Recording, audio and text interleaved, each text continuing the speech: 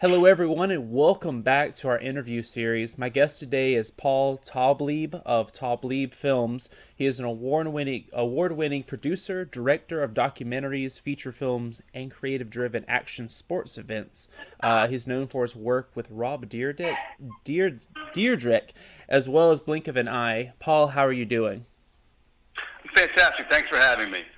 That's awesome. It's awesome to have the opportunity to speak with you. Two of my biggest passions are film and motorsports. So when I was looking at guests, you were just an awesome guest to have on because you are the like the definition or the example of both of those coming together. So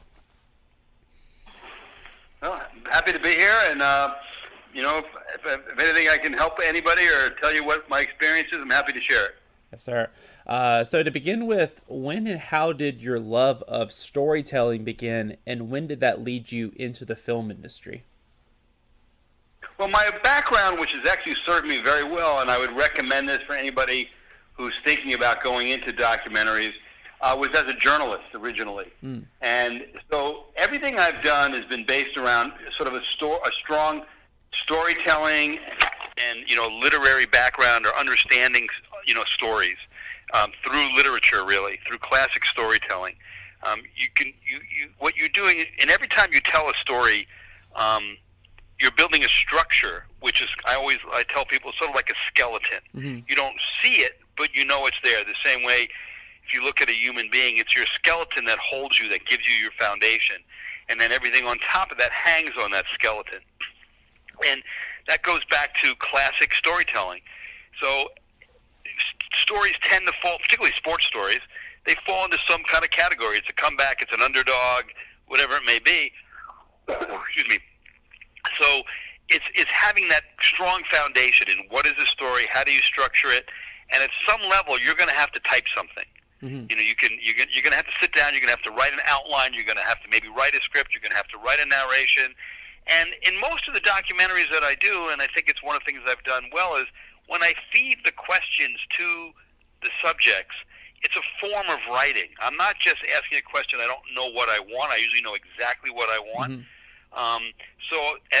And you tell people, as I'm sure you do in your business, is always repeat the question in the answer.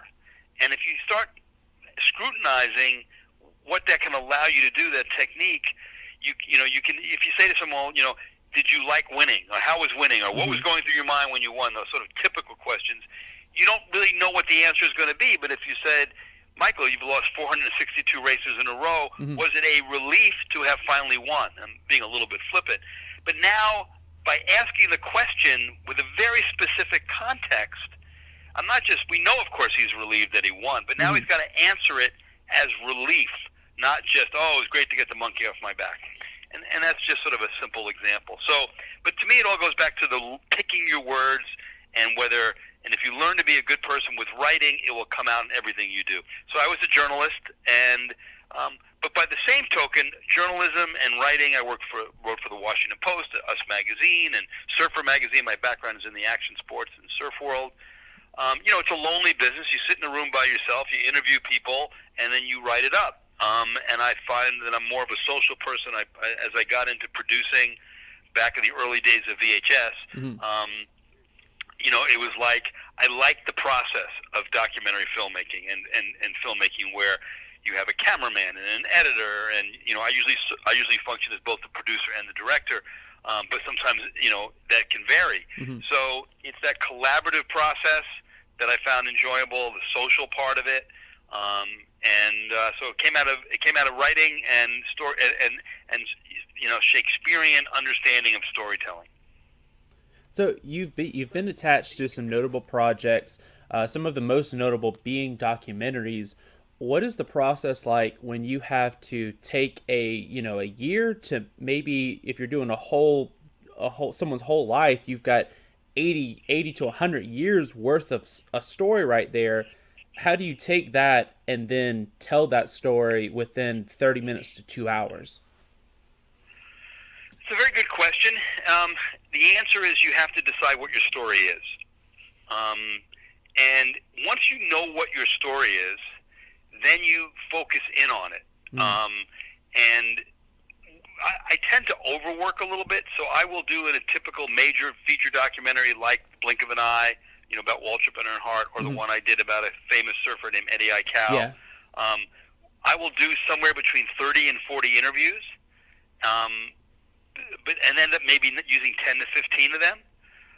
So the process is, where's your story? If you look at the Waltrip story, we purposely spent quite a bit of time, more than in some ways was necessary, on his early days.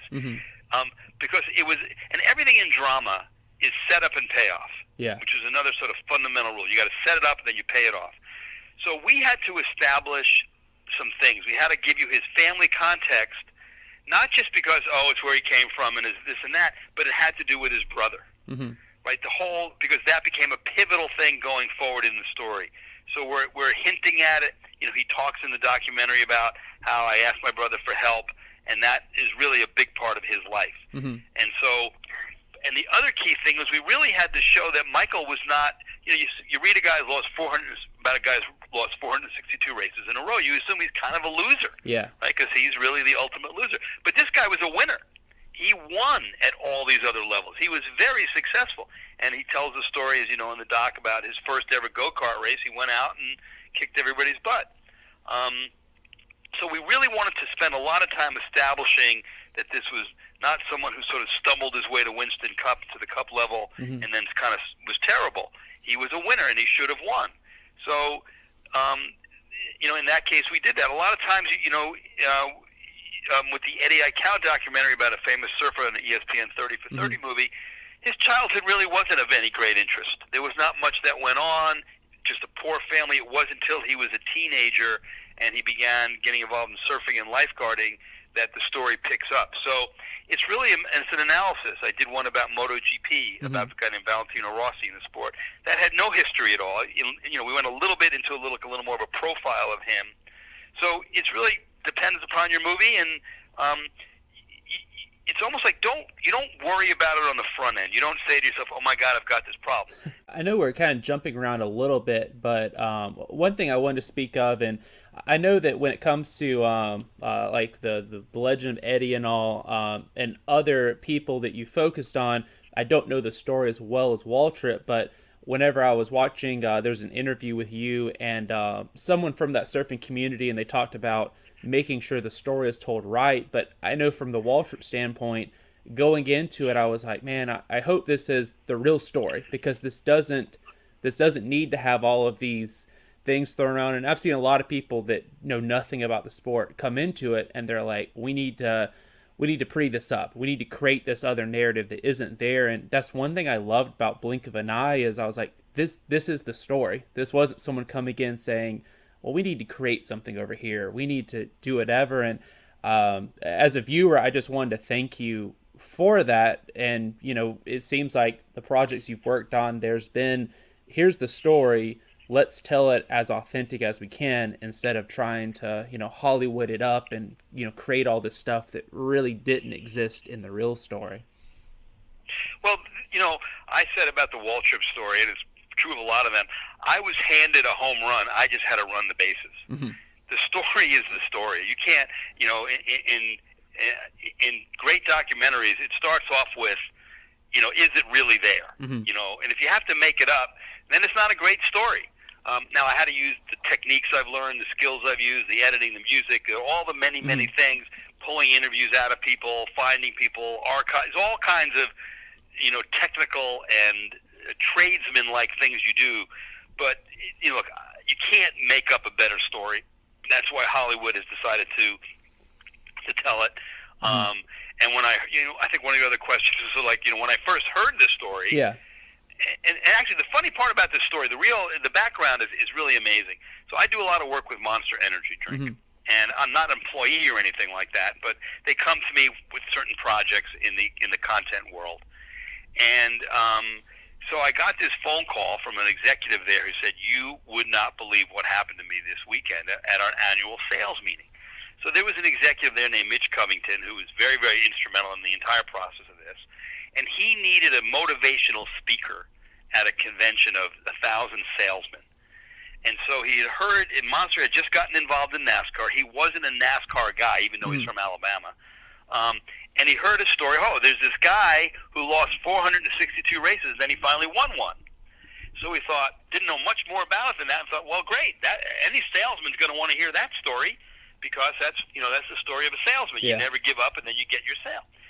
So he knew a little bit, learned a little bit more, but invited Michael out to the sales meeting.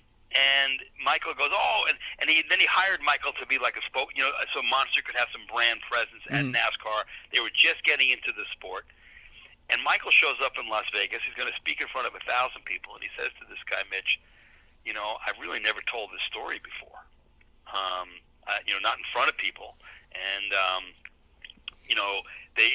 then they begin to tell the story, and suddenly it was not just about a guy who didn't give up and finally won a race. Obviously, it was a great deal more. And Michael got up and for the first time spoke, and it was videotaped, and it was not well produced or anything, but you had these beer salesmen, hardened road warrior types who didn't know anything about the sport at all, who were in the whole crowd was moaning and groaning and crying. And he called me, you got to hear this story. And that's how it came about. It was no secret, the story, but it had never really been told, and Michael had never really laid his emotional component out there. NASCAR has done the story before, but usually from the Earnhardt perspective. Yeah. And what we found is we really told the story of Dale Earnhardt through Michael. I mean, it's really Dale's story in many ways, but it's illuminated through Michael. Yeah, so whenever you sat down, you were kind of just instantly, you were like, man, this is a great story. Well, yeah, funny, what happened was, so Mitch told me the story, said, come to Charlotte, let's sit down with Michael. And then when I watched the video and watched it, I said, the hardest thing in any story is an ending. Yeah. The ending of a movie is the hardest thing. Well, this movie has two endings. Yeah. And they're both amazing in different ways. One is tragic, or, I don't know what the word is, and I've obviously been very familiar with it, but it's sweet and sad at the same time as Michael wins and Dale dies. And you could almost end the movie there. It's like, the guy wins and his best friend helped him, and isn't that, amazing? But for him to then come back and hit the son across the finish line when he wanted to win again so badly, from a structural movie standpoint, it's just unbelievable. And that last scene when they're standing on top of the car back at Daytona, is just everything about it almost seems too good to be true from a storytelling standpoint. So it just and the Eddie story is different, but it had its own thing of how he went on a boat and what he meant. So it's finding great stories. You can't make them out of thin air. So during they're kind of junky. Yeah, during the process of filming Blink of an Eye, you had a lot of great perspectives from drivers. You had the executive from Napa Auto Parts. Was there a particular guest interview that stood out to you, either when you were there or maybe going back and editing the film, and you were like, wow, this person, either what they said or their perspective on the situation or anything? There's a number of them, but one I'll tell you about is interesting because she didn't make it into the movie. And that was Michael's niece. And she's now a school teacher, and she had never been on camera before. And she inspired me, even though, ultimately, you have to make really hard decisions when you're making these movies. But she talked about, she was also the babysitter. So Michael had his daughter was very young when this whole incident took place. And she told us the story that after Dale had died, and after Michael had won the Daytona 500, and what do you do? And one of the sad parts, he didn't get to enjoy it. He didn't get to go to the Good Morning America and go to New York and all this kind of stuff, right? He went back to his motorhome. And she talked about this poignant scene of Michael in the motorhome with his wife and his kid, and she was sitting there as the babysitter and just crying and just distraught. And it just touched me.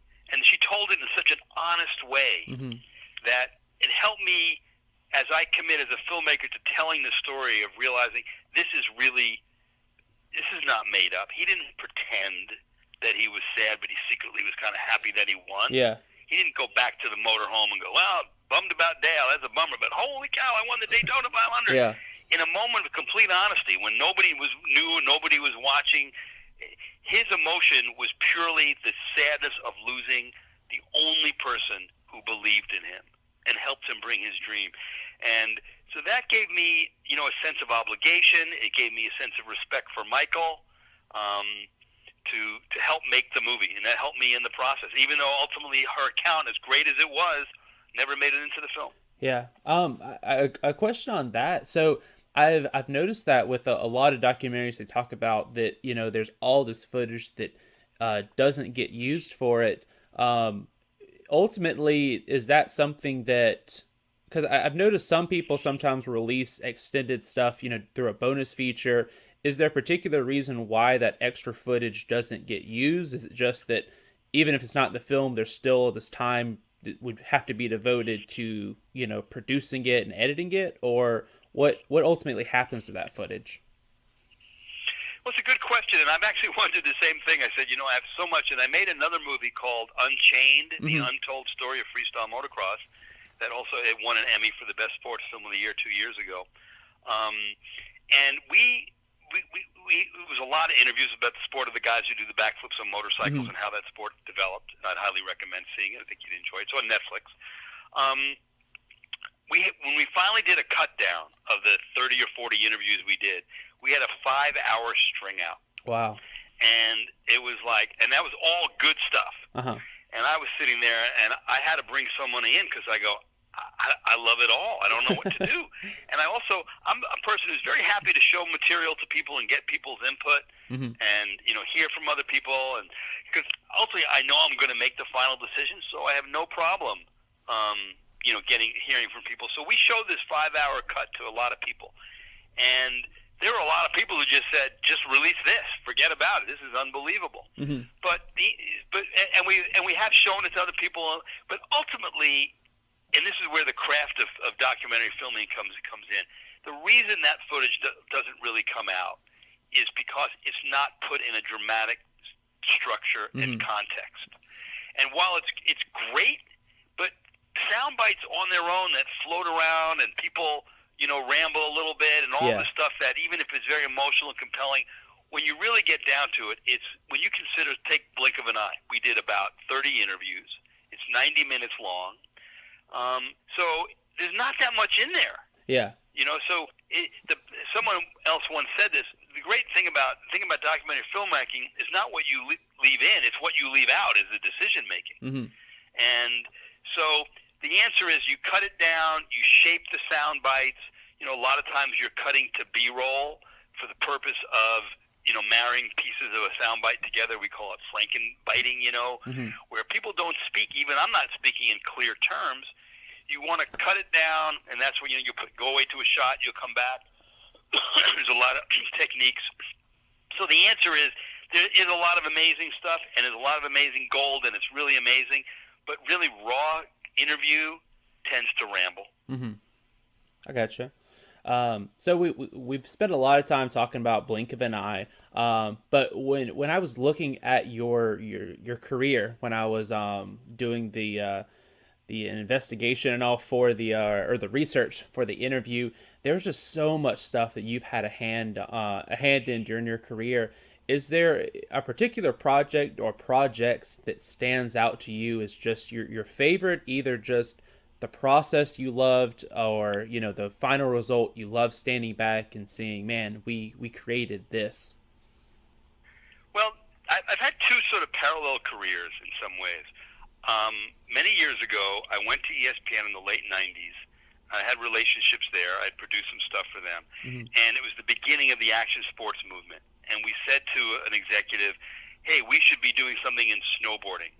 And they said, yeah, great, we'll do it. We'll partner. We'll help fund this and all this kind of stuff. And they go, well, I said, okay, I'll make the TV. And I didn't know very much at the time. I said to ESPN, I guess you guys will stage the event. And they were like, whoa. We're a wire that goes in the back of the box. We don't do anything. So I said, okay, how hard could it be to run an event? You tell people to go, you tell them to stop. Wow. Didn't seem very complicated. That was about as dumb as a thing as anybody's ever said.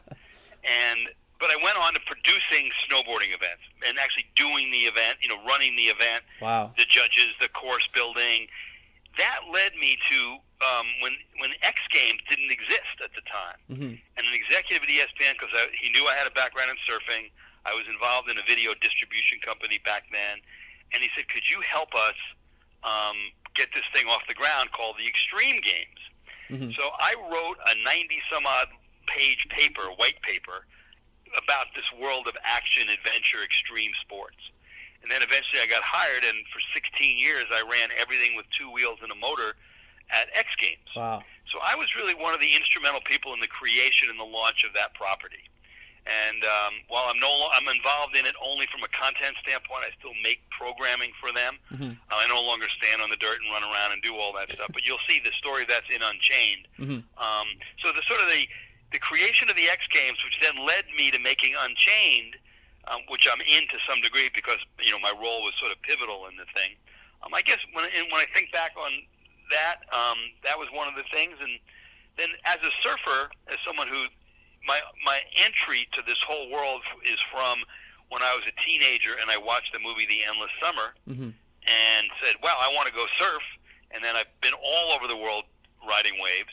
I'm not particularly good at it. I did go to one pro contest, finished second to last, and that's when I said, okay, I better do something different than thinking I'm going to be a professional at this. Mm-hmm. But it was that, then Eddie Aikau is a legendary, one of the most iconic figures in the sport, kind of like the Richard Petty or whatever comparison you might want to make to Tom Brady, though in a way that transcended the sport. So going there, getting the blessing of his family, the Aikau, the surviving members of the family, and then telling a story about this legendary figure. And then I guess if there was a moment, we premiered the movie at the Maui Film Festival. And in the way that, and I've been to a lot of film festivals, but there's never in my life been a moment like this, because the Maui Film Festival is held outdoors. And there's like 5,000, 7,000 people there, and they were all local Hawaiians, or a lot of Hawaiians. And here was this movie about them, introduced by a gentleman who is one of the leading spiritual figures of Hawaii. And we didn't know what was going to happen. I mean, you think you did a good job, but and the reception being so warm over a story that meant so much to me. To this day, when I go over to Hawaii to surf or to do projects, I'm still doing other projects over there. They say, "Oh, you're the guy who made the Eddie movie. Thank you." People come up to me and hear that, and so on a more personal level, the Waltrip story wasn't really personal to me. It was personal in that, I emotionally attached to it and told it as well as I could. But the Eddie story and the family and the sport of surfing, because that's something that's so close to my heart, I guess that would be the other big moment, was standing there with the applause and being asked to come back up on the stage with the Aikau family in front of everybody from all these people from Hawaii. Wow. That's awesome. Thank you so much for joining us today, Paul. Happy to do it. Hope I haven't been too much of a long-winded blowhard here.